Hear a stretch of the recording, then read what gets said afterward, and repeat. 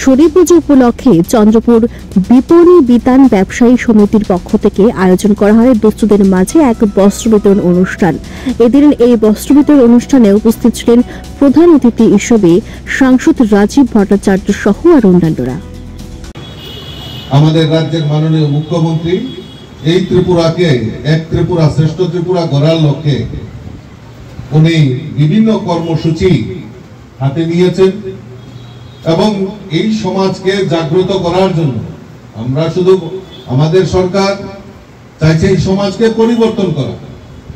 এই সমাজ পরিবর্তন হলেই এই ক্ষমতার যে পরিবর্তন আমরা করেছি তার সঠিক বাস্তবায়ন হবে। আমাদের মূল মন্ত্র হচ্ছে সবকা সাথ সবকা বিকাশ এবং সবকা বিকাশ। এই মন্ত্র নিয়ে আমাদের সরকার কাজ করছে।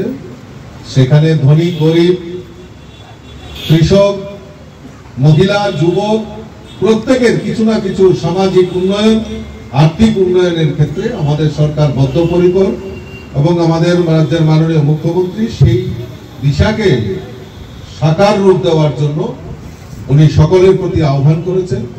আমি ধন্যবাদ জানাই আমাদের রাজ্যের সরকারকে, রাজ্যের মাননীয় মুখ্যমন্ত্রীকে এই ওনার সঠিক পদক্ষেপ নেওয়ার জন্য।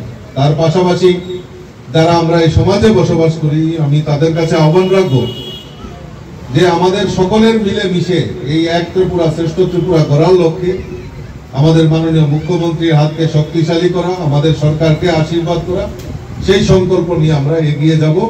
তবেই আমরা এক ত্রিপুরা শ্রেষ্ঠ ত্রিপুরা করতে পারবো।